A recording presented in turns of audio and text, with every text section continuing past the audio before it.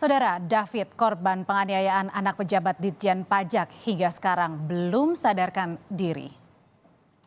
Pengacara keluarga korban Muhammad Hamzah bilang David masih dirawat intensif di ruang ICU di Rumah Sakit Mayapada.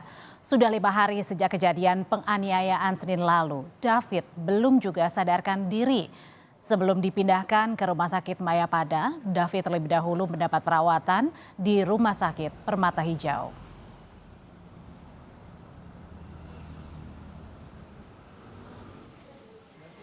Polisi menetapkan tersangka baru dalam kasus penganiayaan putra pengurus GP Ansor oleh anak pejabat pajak. Polisi masih diperiksa sebagai tersangka oleh Polres Jakarta Selatan atas perannya yang diduga merekam peristiwa penganiayaan yang dilakukan oleh Dandi.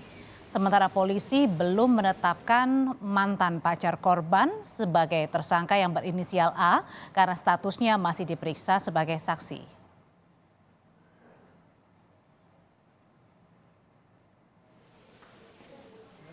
Penyidik juga memeriksa 2 teman pelaku yang turut berada di lokasi saat kejadian. Di antaranya perempuan berinisial AG yang merupakan kekasih pelaku. AG diperiksa karena berdasarkan keterangan pelaku terdapat pernyataan yang memicu aksi penganiayaan. Terlebih lagi AG berada di lokasi kejadian dan sempat membuat janji bertemu dengan korban sebelum penganiayaan.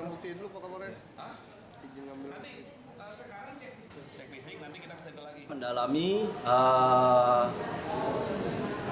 mencari bukti-bukti dari rekaman CCTV. Apakah terdapat rekaman CCTV yang menyorot langsung di tempat kejadian perkara?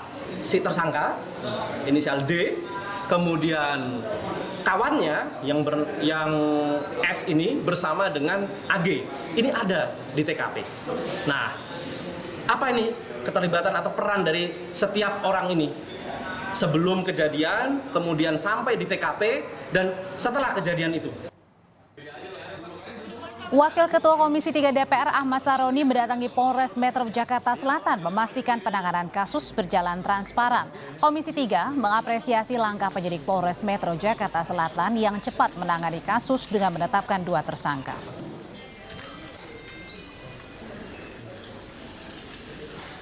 Apresiasi buat Kapolda dan Kapolres Jakarta Selatan menyikapi kecepatannya dalam perkara yang sedang dalam penyidikan lebih lanjut pada para pihak yang sudah diperiksa, dan semoga ini cepat disajikan oleh Pak Kapolres dan tim untuk langkah selanjutnya.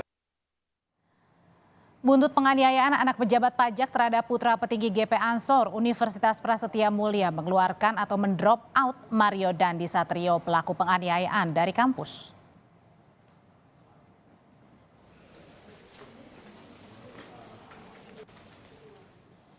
Pernyataan dari pihak kampus adalah mengecam keras tindak kekerasan itu karena bertentangan dengan kemanusiaan dan melanggar kode etik dan peraturan yang tercantum dalam buku pedoman mahasiswa Universitas Prasetya Mulia.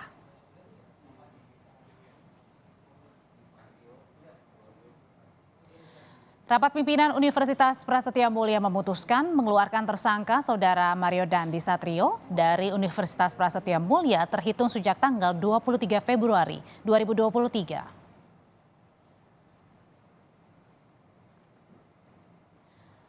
Sementara Menteri Keuangan Sri Mulyani Indrawati mencopot Rafael Aluntri Sambodo, Kepala Bagian Umum Ditjen Pajak Jakarta Selatan. Menkyu mengecam penganiayaan oleh anak pejabat pajak itu terhadap putra petinggi GP Ansor. Sri Mulyani menyebut pencopotan Rafael berdasarkan PP 94 tahun 2021 tentang disiplin pegawai negeri sipil. Menkyu juga memastikan Inspektorat Kemenkyu telah memeriksa hasil atau harta Rafael Trisambodo pasca gaya hidup mewah anak dan hartanya sejumlah 56 miliar rupiah terbongkar ke publik. Terima kasih Pak Wamen, dan mendoakan mulai hari ini Saudara RAT saya minta untuk dicopot dari tugas dan jabatannya.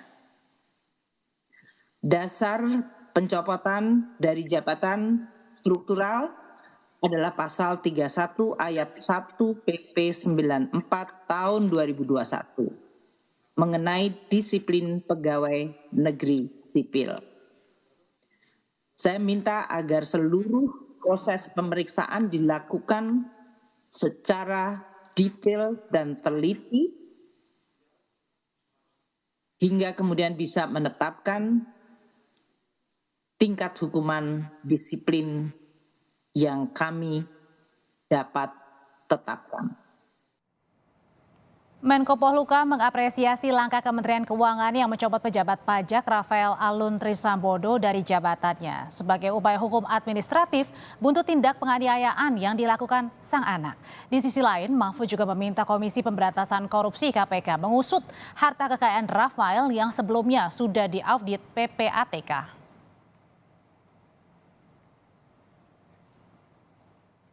Maaf secara pribadi, damai secara pribadi, tapi negara tetap membawa. Dan sekarang yang bersangkutan juga sudah ditahan. Ya, jadi tidak ada damai dan saya sudah minta agar dicari lagi siapa yang terlibat. Kalau lihat videonya itu jahat sekali. Ya, itu hukum administrasi, bukan hukum pidana. Itu hukum administrasinya sudah betul. Biar diaudit. Laporan tentang yang bersangkutan di PPATK itu sudah dikirimkan oleh PPATK sejak tahun 2012 tentang transaksi keuangannya yang agak aneh, tetapi oleh KPK belum ditindaklanjuti. Jadi itu saja. Biar sekarang dibuka oleh KPK.